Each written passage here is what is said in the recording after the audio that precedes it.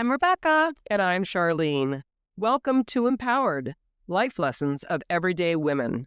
Each episode, you're going to meet an amazing woman who has struggled through challenges both in her home life and work life and has become very successful. Meet Michele B, Part 2. Be the neighbor you want to have.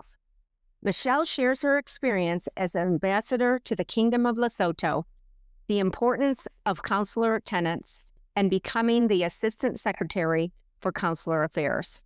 So, grab a cup of coffee, get in a comfy chair, and join us for Part 2 with Michele as she talks about being the ambassador. So, one of your positions was the ambassador of Lesotho. Am I saying it correct? You are. So, how did that appointment come about? And what were some of the challenges that you had? So in terms of being appointed by the president as an ambassador, part of the way it works is that there are, every year a certain number of countries are due to get a new U.S. ambassador. And the White House lets the State Department know for these countries, we have someone in mind that the president wants to send, someone that the president knows. And then the rest of them are the nominees to be ambassador are chosen within the State Department by a very senior committee of senior officers. And so I had been approached a couple of times about whether I would be interested in serving. And I waited until our youngest was out of high school. And then said, yeah, I'd love to go. And Lesotho came up. I'd never served in Africa. It's a really interesting country. So, but it's about the size of Maryland, and it's inside of South Africa. It's not tiny. Maryland's not tiny, but, it's not Texas. And they have a really strong history. Although they're inside of South Africa, they never had apartheid. They never were part of the Union of South Africa. And it was actually a place where people within South Africa who were fighting apartheid would go for sort of an R&R once in a while so they could just have a holiday and not be followed by the police. And the big issue when I was in Lesotho, it was HIV/AIDS. And PEPFAR, a U.S. program, was doing remarkable, wonderful things. Even in the time I was there, I could see the impact from what it was like when I first arrived in terms of the numbers of deaths. And it became something that could be treated thanks to the treatments that we were making available. And we were making amazing progress, for example, in prohibiting or preventing transmission to newborn infants from infected mothers. So that was a big step right there. Huge. Yeah, so that was probably the biggest issue. That and malnutrition was another issue that we were focused on. It was a great place. I'd never served in Africa, so I was on a steep learning curve the whole time, learning about the culture and about how people get things done. It's a very friendly place, formal and friendly, I would say, but it is normal. It is respectful, where we would say, good afternoon, sir, to the king or the president or whatever. Their word for it is the same as their word for father. So they address each other as father and mother above a certain age. And then below that, boy and girl are the words they use. But that is the courteous word to address. There are words for your majesty, but it is perfectly respectful to say "ntate" to the king. That's interesting. So, you think about it, some cultures, and even in the United States, right, where everybody is an auntie or an uncle. You've got a mother and a father, but then everybody else see you. And so it's similar from that perspective. Yeah, I think so. And I think that children would probably have auntie and uncle words that they might use for the other adults. The thing that was so challenging for them that they are very focused as a people on education. So they have, although they are a small, remote, impoverished African country, 96% female literacy. I think it may be the only country in the world where the women are more likely to read or read better than their brothers, because the boys often left school by the time they were 10, 11, 12 to herd animals, and the girls were able to stay. It's an entirely literate. And so one of the things I did was to start a book group, which was a completely new idea to them. And a number of people said, I read for work and I read my Bible, but I've never read for pleasure. So I got, we managed to have a couple of sessions while I was still there. And we would get copies of the book and farm it out to 90 people came to my book room. Can you imagine? So we had a ball that you had to be holding the ball to speak. And then after you spoke, you could toss it to someone else to speak. One of the books we read was The Help. Oh, wow. Yep. Right? And for an American, that is a book about race. But for the folks in this country, it was a book about people who work as household help and people can afford to hire household help. So that was the division that they were, the lens that they were seeing people through. I think good discussion. The whole idea of living overseas gives you those other lenses. And you've been to a lot of places. I've been to quite a few and was fortunate enough to live in another place. And you do get that other lens. It's always something that I knew I wanted to do. So when the opportunity came up, I dropped my incredibly successful business and said, when are we going? I didn't want to go so much to the Middle East. That was another opportunity that came up for us. But when this opportunity in Southeast Asia came up, I was like, okay, where are we going? I want to see the world through a different lens. I want to be able to understand other cultures. I think it's really an important lesson. And I always said, when we came home, I said, every person that lives here in the U.S. should have the opportunity to go live somewhere else for a period of time to understand how different and yet the same we are. Right. Oh, I totally agree. And one of my visitors while I was in Lesotho was a cousin from Texas, and it was the first time she'd ever had a U.S. passport. She'd never left the country. Wow. And I said, you're probably the first person ever who got her passport and went to Lesotho. So when you were in the Bureau, you had mentioned the Consular Tenets, and I read through them, which they're fascinating. And if no one's read them, I recommend that they go through and look at them. And we're hoping to be able to provide a link to it on our website so other people. That would be great. Them. Can you talk about their effectiveness? Because reading through them, to me, they all make perfect common sense. But I think a lot of people don't think about it when they get into a business environment to kind of go through everything. Can you talk about their effectiveness? I'd be happy to, because they truly are at the heart of what we do in our Bureau, Consular Affairs. It was something that was developed after 9/11, and the tenets were written by a group of people within the Bureau, and over time they sort of thought and talked, and a lot of people, their reaction, there are 12 of them, their reaction was sort of, what are we, the Boy Scouts now? It's our code. But it wasn't that. It really has, for all these years now, had a real impact on how we do our work, because we take them seriously. There's one day a year, worldwide, but people, depending on where you are, you can pick your day. But you're asked to just set aside a morning or an afternoon where you pick one and you focus on that. And planning goes into how you're going to spend that time. Just sit down and say, okay, sometimes you might have a speaker, or you might make a visit to something nearby, or you'll have some sort of event where you focus on one, and then we try to work our way through the tenets, sort of like the Zodiac as 12 years go by. But I'll give you an example of how it affects, because we really take it seriously. And one of the tenets is follow courageously. Now, the idea of that is, if you're not the team leader, if you're on the team, then you're pretty much following what the leader is setting as priorities and so forth. But as a teammate member, your job is to do everything you can to make that team effective and be as effective as it can be, and look for ways to improve it. And that includes respectful dissent, to speak up if you think that we're missing something, or we should be going about it a different way. So I have been in meetings where, we're making a decision about something, we're talking something through, and there's kind of a consensus.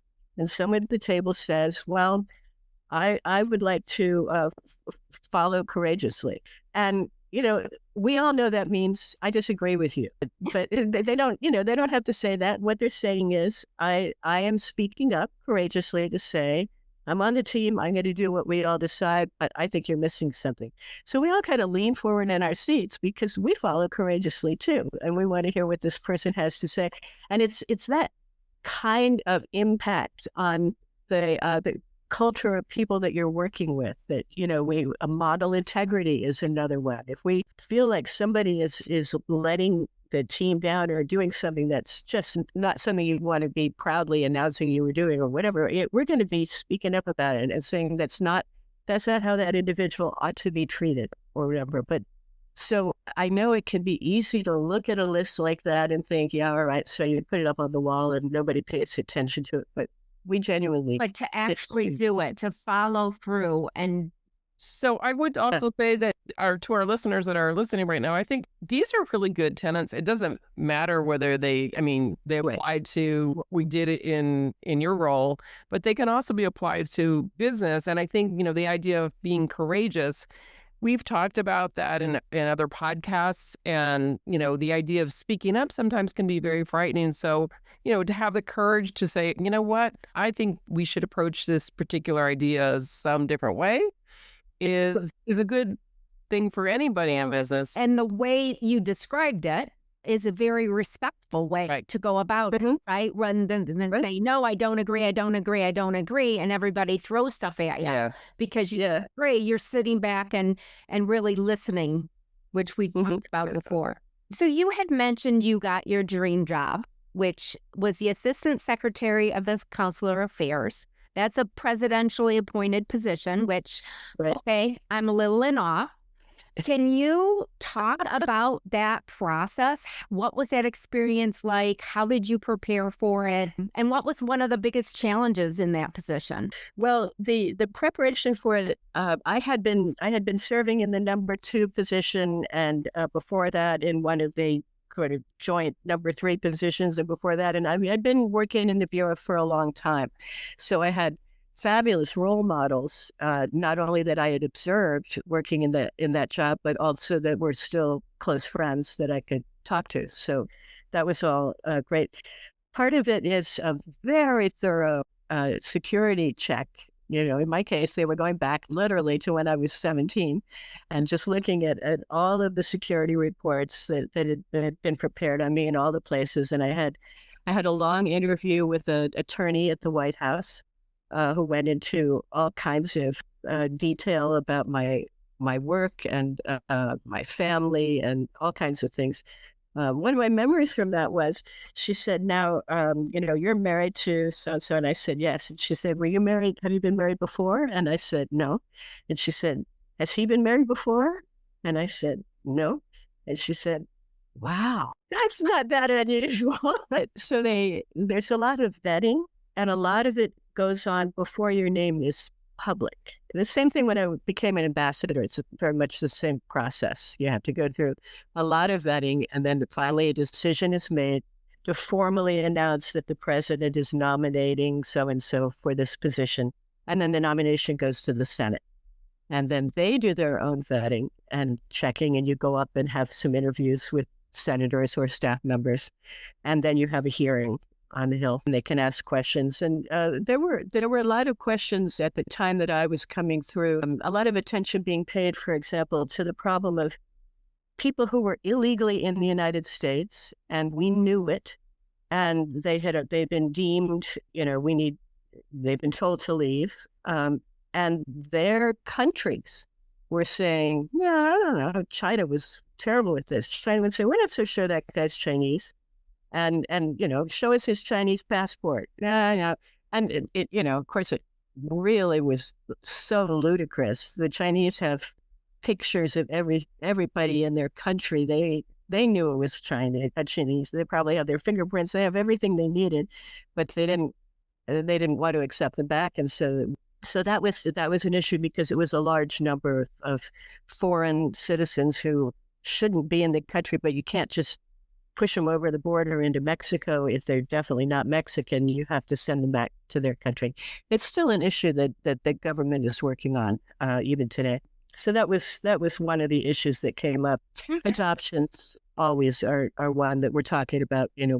How could we provide better assistance to Americans who are seeking to adopt abroad. That one is always. So, Michele, this has been great. I think there's lots of nuggets in here for people that are thinking of living abroad or, haven't kind of had the life experience you had. What do you think your biggest life lesson has been, and any other last words of wisdom you would like to give our listeners? So, thinking about just broadly looking back, I think the biggest life lesson that I have seen through all the different places that I've worked and people, and remember, foreign service, like military, you don't just work with these people, you live with them. Right. And, somebody's spouse is your kid's second grade teacher. And we really get to know each other in so very many ways. And it lasts through the years. So my sense is that whatever you do, whatever kind of field you're in, be the kind of person that you would want to live with and work with. Just, be a generous, a decent, a courteous, a kind. I have had the opportunity, and it's a privilege, to work with some really amazing people in the foreign service, and some of them, the names would be well known as just rock stars in terms of the responsibilities that they've had and how seriously and effectively they've handled them. But with very few exceptions, those people are also the kind of person you would want for a neighbor, and the kind of person that you would want in your own family or in your own circle. They are decent people. I had a friend who worked for Secretary Powell, Colin Powell, and admired him 100%, and was happy to work for him. But he commented one time. He said, I hear people talking about what a great guy Colin Powell is, and he's just so friendly, he's so nice, and he was those things. But my friend said, if you're working for him, he's a general, and he's not there to be your buddy. He's serious work. So I don't want to suggest that, people are supposed to be Mr. Rogers, although there are few people that would be better people to model yourself on. But when I came into the Foreign Service, you come in a class, and I think it's pretty normal that maybe it would be like, other kinds of things where you join in a group. But, you're sort of watching to see how other people are doing, what assignment did they get, and how quickly did they get promoted, and you sense competition. By the time I was at the end of my career, I could see that those people all of us together were our greatest allies. It was networking. It was a form of networking, right? You started out and between friends, fraternity or sorority, if you want to call it that. Yeah, there are those relationships in business. I know that a lot of listeners have had a relationship in a fraternity or a sorority or a music group or whatever. Those become very important in terms of networking opportunities down the line when you're trying to find that dream job or opportunity. Right. So, and it's 360. Don't just be paying attention to the people above you, but the people that are working with you have a lot to teach you and a lot to learn. So if I can leave you a serving story, but I was leaving post, coming to the end of the tour. So there was a little coffee cake thing in the office to say goodbye. And it was a job where I had been supervising all the people in the building who did kind of the support, the maintenance, the drivers, the plumbers, the electricians, the carpenters. And this was Yugoslavia. We mostly only spoke Serbian, which was really good for my Serbian. Who knows how much I missed. But anyway, so one man, he came up and we really didn't know each other. He seemed very old to me. He was probably 45. Anyway, he took my hand between his, and he looked at me to make sure he had my attention. And he didn't speak a lot of English, so I think he thought about it. He said, "You're a good person." He had my full attention. And then, I looked at him and he said, "You always said hello." Oh, wow. That is, kind of a low bar, right? But it is so important. It is so important not to just walk past, You saw him. You saw him. Say hello to them. Do that. Don't walk past people. It's easy enough to just, the same thing with my friend and his 10-5 rule. Say hello to people and smile at them. Then. So this has been great. We have a lot of information here, but thank you so much for your time. It's been really fascinating. I'm sure we could talk in a whole nother hour. I've loved it. It was really a pleasure to talk to you, Michele. Thank you so much for spending the time with us. I enjoyed it. To our listeners, We hope you enjoyed this episode of Empowered Life Lessons of Everyday Women. We would really appreciate if you could leave us a rating or a review. If you have any challenges or questions you are facing, we want to hear from you as we value your input and suggestions. And if you have a compelling story or life lesson you would like to share, please connect with us at empoweredlifelessons@gmail.com.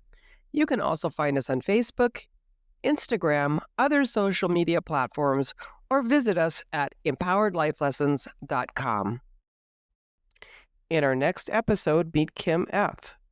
Throughout her struggles as a single parent, she found the time to find joy and the blessings in her life using education to help propel her to achieving her goals.